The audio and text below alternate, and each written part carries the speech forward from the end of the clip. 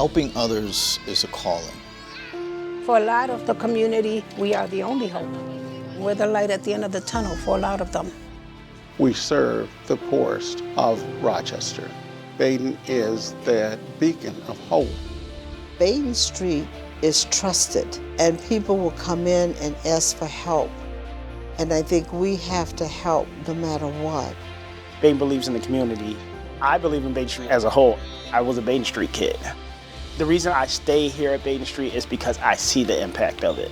We need a little sunshine, a little ray of hope, and Baden Street, it can be that. My goal is to help the families become self-sufficient, as Baden Street has taught me to become self-sufficient. I love Baden Street. I mean, Baden Street has done more than enough for me, and I just have to give it back. I came to Baden Street when I think I was 13 or 14. It impacted me because I learned the road I should go on, the right road. It takes a village to raise a child. That's what Baden Street did for our community. They helped to raise all of us. Just made me proud of myself and of my community where I came from. Baden Street allowed me to be myself and be creative. I gained my passion of art, and I went to school for art. I grew up in this neighborhood. I grew up coming to Baden Street as a child, to be able to come now as a senior. And it gives us a sense of we belong, we are a community, we're one big happy family. To ensure that our students have a place in the world, that they know that they can either stay within the Rochester community or travel globally, that they are citizens of the world. We offer everything from childcare to preschool to mental health and drug services. We have clothing rooms, food pantries, that they can get help with pretty much anything that they might need assistance with. I worked for Baden Street for 53 years because of the fact that Baden Street was so instrumental in my growing up that it gave me the opportunity to give back. Baden has been in the community for 120 years. Baden is deep rooted in people's hearts and soul. I've been working here at Baden for 12 years. I departed briefly to try other ventures, not realizing that this was home. And for me, being able to come back, I feel that here I can make a difference. Everything that I did in my life led to me being here in this moment, servicing the people who need it most. I believe people can change. I believe in being a cheerleader for those that accomplish. Ultimately, if I can make a difference, a positive impact in someone's life, that really is my ultimate goal. I'm doing something that I'm passionate about. And I think when you lead by your passion, you never work a day in your life. It just warms my soul. It just makes me super excited, super happy to come into work every day, just because I see the impact that not only I'm making, but the impact that my coworkers are making. The 30 years that I've been at Baden Street, I can say that the impact that it has had on me and my family, as far as the children that we have experienced, that we have groomed to be the adult educators, to be the adult firefighters in our community. Baden Street has been the soul of the community. I had an applicant that came in, they were filling out their paperwork. We met in the hallway and it brought tears to my eyes, it brought tears to her eyes because I had not seen her in 10 years. But she was 10 years sober and now she came back to work at Baden Street, to give back to Baden Street because of the things that Baden Street had done for her. I mean, that is what Baden Street really is. Baden Street is very special, and it always has been, and it always will be. There will always be problems, but we have to teach people to believe in themselves, and we have to teach people that there are ways out. To have the people in this community walk into a building that's beautiful, that speaks to them and their needs and their community, that we care, I think that's going to be a significant transformation. As long as Baden Street grows with the community, it'll be a staple in the community for another 120 years. Baden believes. Baden believes. Baden believes. Baden Street cree. Baden Street believes. Baden believes.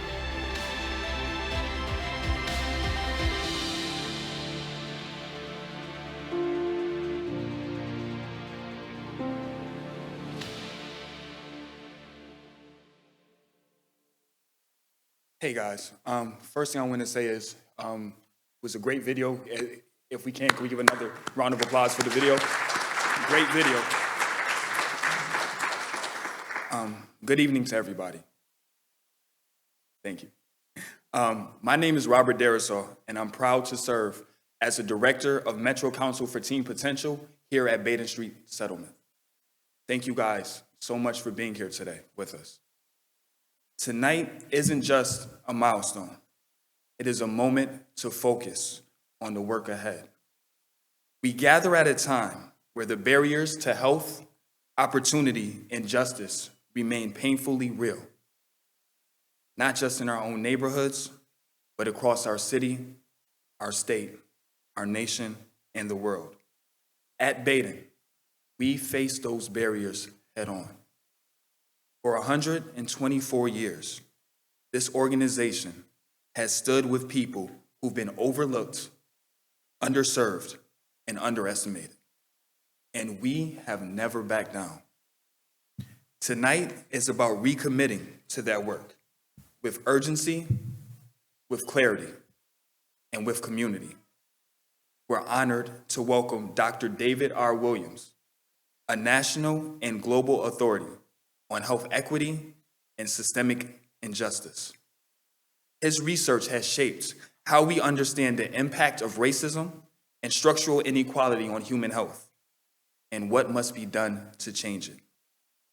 Following his keynotes, he'll be joined in conversation by Dr. Lakia Wilson, Vice President of Community Engagement and Social Impact at Rochester Regional Health, who will help guide a powerful discussion on what equity can look like in practice. But before we begin, we open with music, a voice that captures the strength and spirit of this community. Please join me in welcoming the incredibly talented Santrice Green performing Rise Up. You're broken down and tired of living life on a merry-go-round, and you can't find the fighter, but I see it in you, so we gon' walk it out and move mountains. We gon' walk it out and move mountains. And I'll rise up, I'll rise like the day, I'll rise up, I'll rise unafraid, I'll rise up, and I'll do it 1,000 times again. And I'll rise up, high like the waves, I'll rise up, in spite of the ache, I'll rise up, and I'll do it 1,000 times again. For you, for you, for you, for you.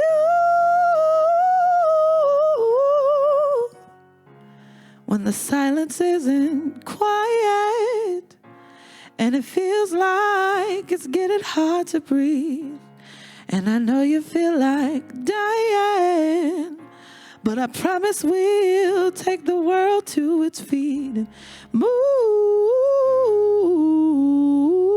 mountains.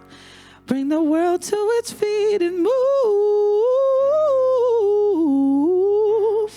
mountains.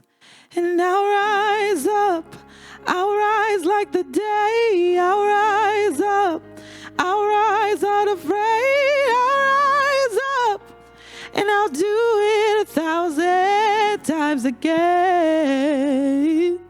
For you, for you, for you,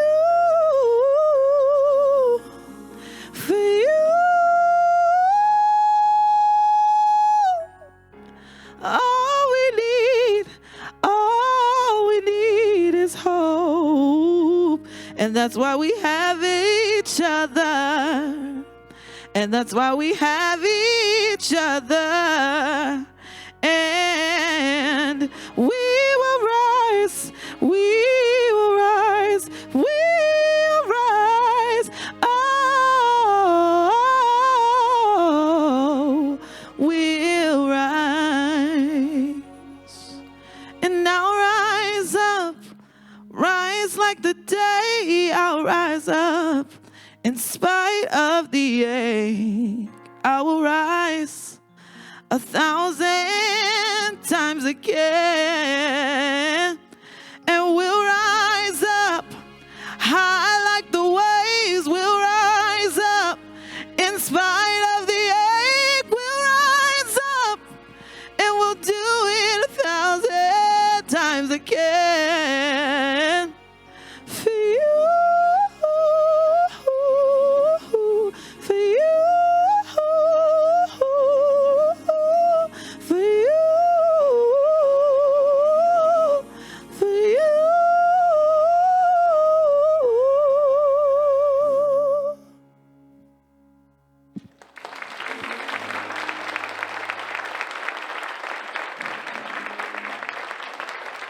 Amazing song. If everybody please can help me welcome the Norman Professor of Public Health at Harvard University, Dr. David R. Williams.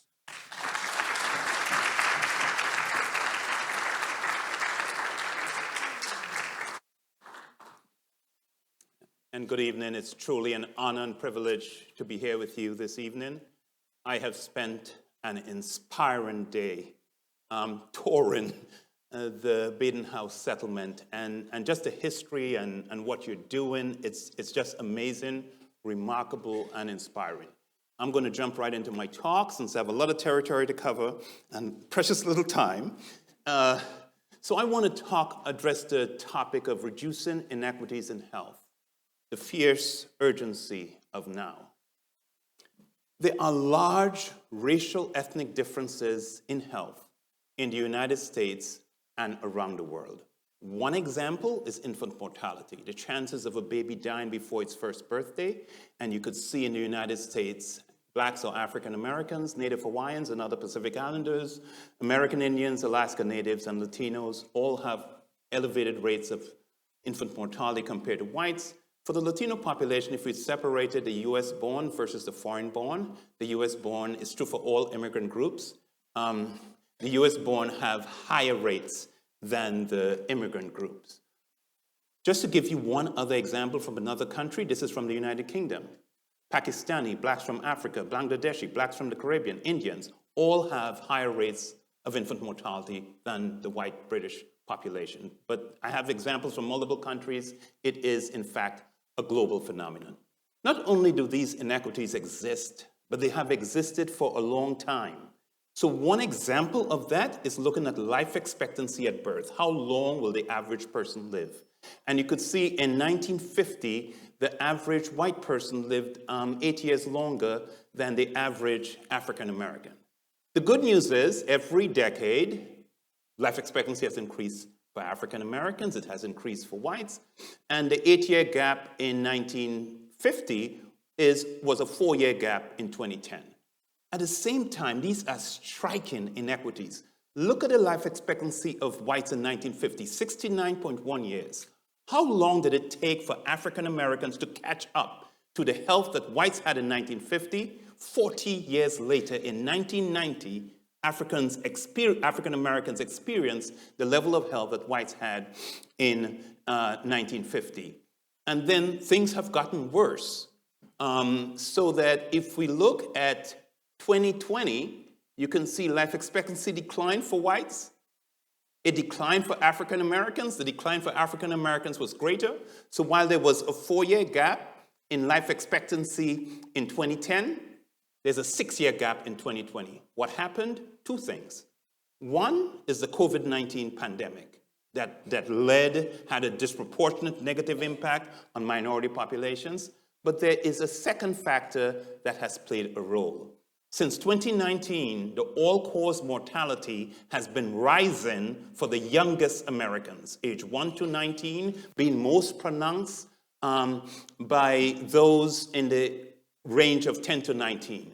It's driven by marked increases in suicides among our youth, as well as access to firearms and other factors that are playing a role. But this is a really disturbing trend in the overall patterns.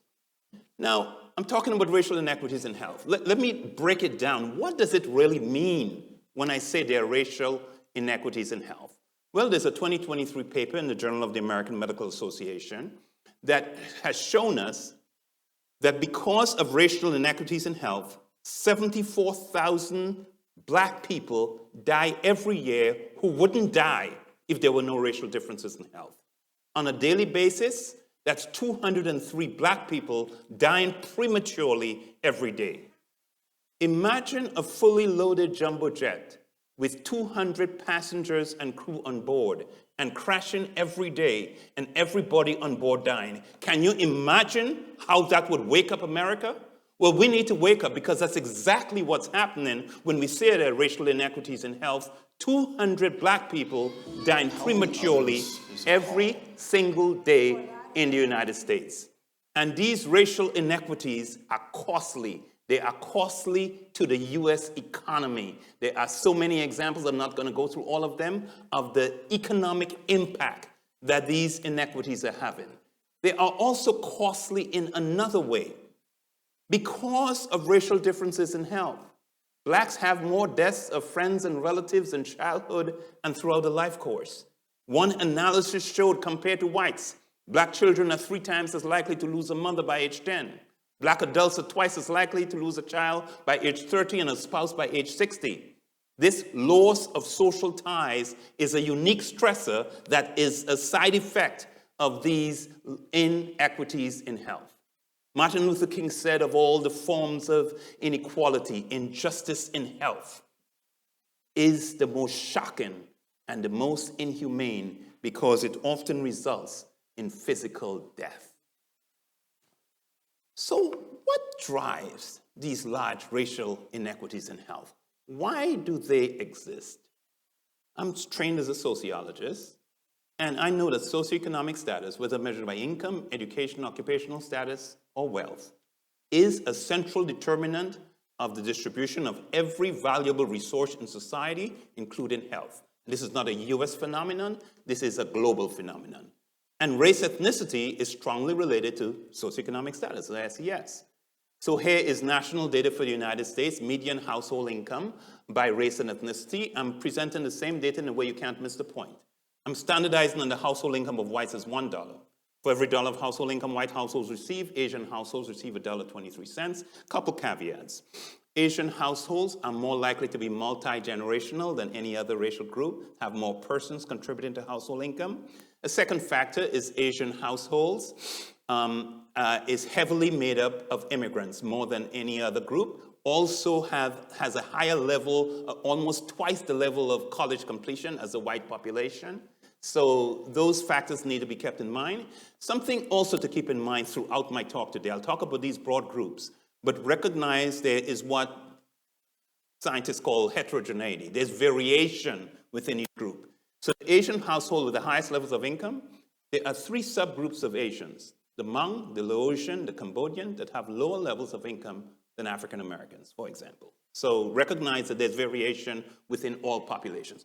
But let's go back to the data and the disadvantaged groups. For every dollar of household income white households receive in 2018, Latino households receive 73 cents, and Native American and African American households receive 59 cents. Do you know what is stunning for that 59 cents figure for Blacks? That is identical to the Black-white gap in income 40 years ago. In 1978, as a result of the civil rights policies of the 60s and 70s and the war on poverty of the 60s and 70s, the gap was worse than 59 cents. It got to 59 cents. And 40 years later, it is still 59 cents. Has it been stuck at 59 cents all this time? No, it got worse throughout the decade of the 1980s. I'll come back to this. Reaganomics was not good to the Black population. And it was not until 1996, during the Clinton era, that it got back up to 59 cents, and there's a penny up and down since then. The important take-home point is that we have made much less progress than most Americans think. There's a movement in America against DEI because DEI is discrimination against whites, and blacks and other minorities have gone ahead. We have not made that much progress. And the large gaps in income markedly understate the racial gaps in economic status. What do I mean when I say that? Well, income captures the flow of resources into the household. It tells us nothing about the economic reserves that households have to cushion shortfalls of income. We get that from data on wealth that captures your financial assets, your home equity, your other resources. And according to the Federal Reserve Board, for every dollar of wealth white households have, black households have 10 pennies, and Latino households have 12 pennies. And when you are low in income and low in wealth, we could have all been in the same storm of the pandemic, but we were in different boats. Because when you're low in income and low in wealth, you don't have the capacity to weather the storm as well. When my career started, most researchers thought that racial ethnic differences in health were simply a function of racial ethnic differences in income and education, because socioeconomic status is a powerful driver of health. And they assumed that if we looked at blacks and whites at the same level of income and education, race would no longer matter. We now know that life is more complicated than that, and I'm giving you an example from a paper we published years ago using national data for the United States, life expectancy at age 25. And at age 25, the average white person lives 5 years longer than the average black person. So remember, there's a 5-year racial gap. But if we look within whites by education, whites with a college degree or more education live 6.4 years longer than whites who have not finished high school, even bigger than the racial gap. And if we look within African Americans, those with a college degree live 5.3 years longer. Again, 5.3 is bigger than 5, than the racial gap. So if the economic factor is a bigger driver than the racial factor, should we abandon collecting data by race and just report data by income and education? And I would say not so fast. Why? Because race still matters at every level of income and education. So, for example, whites who have dropped out of high school live 3.1 years longer than blacks who have dropped out of high school, and that gap widens as education increases. And this is a stunning statistic I'm showing you, and this is national data for the United States.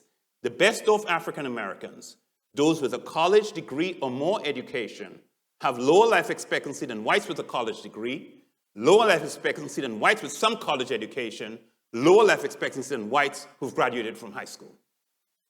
So what do these data tell us? That there's something about income and education that matters for your health regardless of your race. But they also tell us that there's something else about race that matters even after you've taken income and education into account. And so researchers have been asking the question, what else is it about race that matters and matters so profoundly?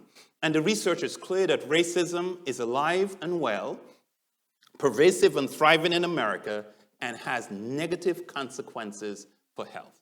What do I mean by racism? I think of racism primarily not as the beliefs and behavior of individuals, but as a societal system.